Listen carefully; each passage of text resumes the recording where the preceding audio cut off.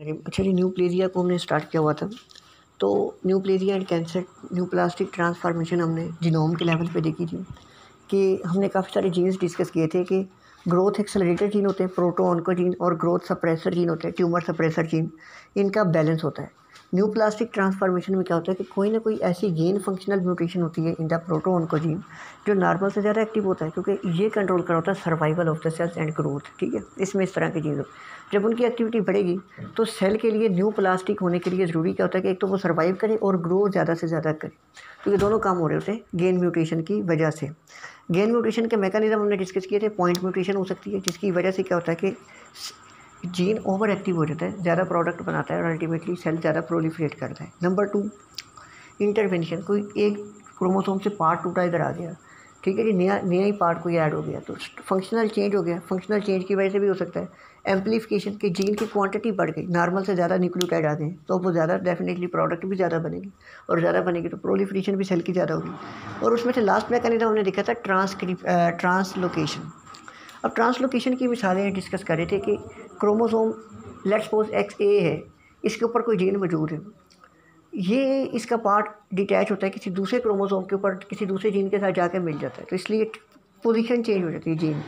तो इसकी वजह से भी न्यूप्लास्टिक ट्रांसफॉर्मेशन हो सकती है। सादा सी मिसाल, होता क्या है कि हमारे पास बॉडी के अंदर बनते हैं अम्यूनोग्लोबुलिन। अम्यूनोग्लोबुलिन प्रोटीन है तो इनका कोई ना कोई जीन चाहिए। इस जीन का नाम होता है IgG जीन। ये होता है क्रोमोसोम नंबर 14 पे पड़ा हुआ। अब होता क्या है कि एक जीन पड़ा होता है क्रोमोसोम नंबर 18 पे। इस जीन का नाम होता है BCL2 जीन।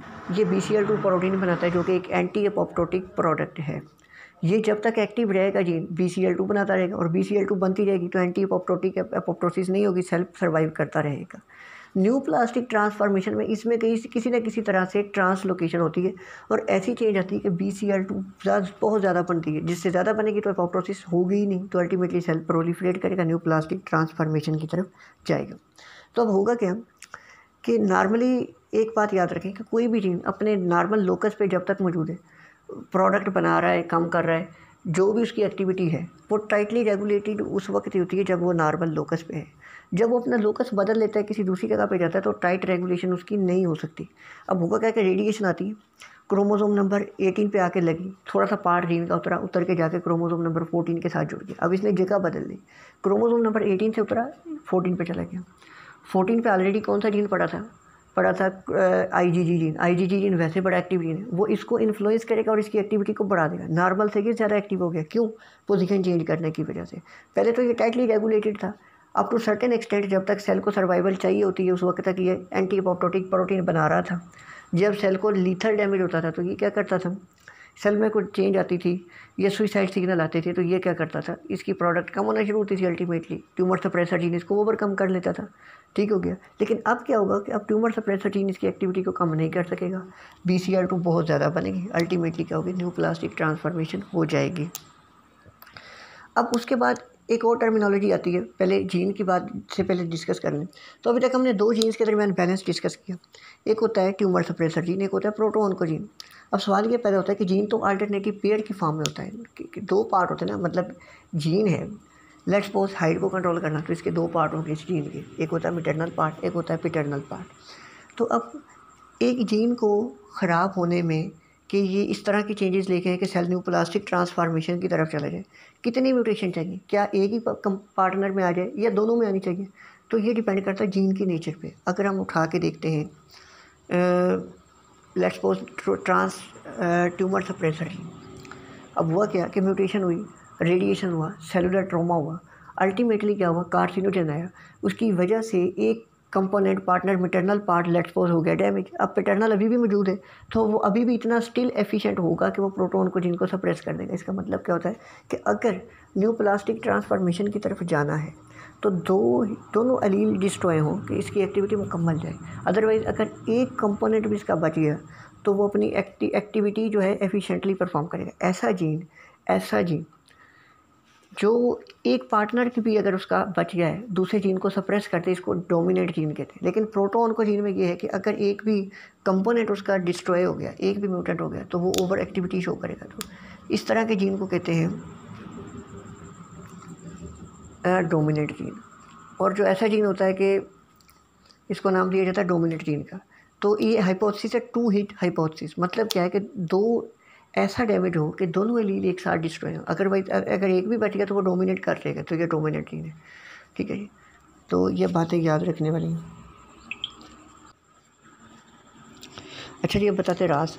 अब रास क्या होती है? अब होता क्या है कि टायरोसिन काइनेज हमने पढ़े थे रिसेप्टर्स। अब रिसेप्टर्स के साथ इंटरसेलुलर पार्ट के साथ एक प्रोटीन जुड़ी हुई होती है, एक स्पेशलाइज्ड किस्म की। इसके 2 फीचर हैं कि एक होती है इसकी पॉकेट, जिसमें जीडीपी या जीटीपी फिट हो सकता है, और इसके साथ छोटा सा पेप्टाइड लगा होता है। पेप्टाइड होता है जीटीपी। अब जैसे ही ग्रोथ फैक्टर आया, ग्रोथ फैक्टर ने आकर रिसेप्टर को एक्टिवेट किया, रिसेप्टर के एक्टिवेशन से रास एक्टिव हो गया। जब रास एक्टिव हुआ, इसका एक्टिव की क्या निशानी कि इसकी पॉकेट में जीडीपी की जगह जीटीपी लग जाती है। जब जीटीपी लगती तो रास होता है एक्टिव। जब रास एक्टिवेट होता है तो ये इंटर्न रैफ काइनेज, मैप काइनेज इनको एक्टिवेट करता है और सेलुलर सिग्नलिंग चलती है, सेल की ग्रोथ होती है। लेकिन अब होगा क्या कि इसके साथ मैंने बताया कि पॉकेट में जीडीपी जीटीपी बदलती है। जब जीडीपी होगी तो रास इनएक्टिव है, और मतलब क्या है कि अभी ग्रोथ फैक्टर आया ही। जब जीटीपी लगी तो मतलब ग्रोथ फैक्टर आया, रिसेप्टर एक्टिव है, रास एक्टिव है। और तीसरी बात मैंने कहा था कि इसके साथ होता है छोटा सा पेप्टाइड। पेप्टाइड क्या कर रहा होता है? ये असल में जीटीपेज होता है। जैसे ही रास एक्टिव हुआ तो अब हमेशा इसको एक्टिव नहीं रखना, हमने इसको डीएक्टिवेट भी करना है, क्योंकि ग्रोथ प्रोलिफरेशन हो गई है। इसको कंटिन्यूसली एक्टिव रखा तो न्यूप्लास्टिक ट्रांसफॉर्मेशन की तरफ चल जाएगा। तो अब क्या करना है कि जो पेप्टाइड होता है ना, ये असल में क्या होता है कि एंजाइम होता है जीटीपी।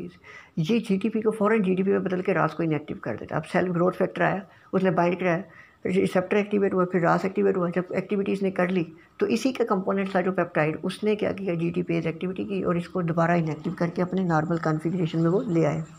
लेकिन अब होगा क्या, कभी कभी जो जीन रास प्रोटीन बना रहा है वो हो गया म्यूटेंट। अब म्यूटेंट मैसेंजर आरएनए बनेगा, म्यूटेंट रास बनेगा। जब म्यूटेंट रास बनेगा तो रास में क्या हो सकता है कि वो नॉर्मली उसकी एक्टिविटी ओवर एक्टिविटी हो, नंबर 1 कि वो नॉर्मल से ज़्यादा एक्टिव हो जाए।